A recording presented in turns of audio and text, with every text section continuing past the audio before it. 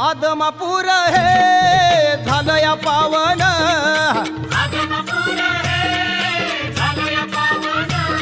या बाळू मामान केलं या पावन,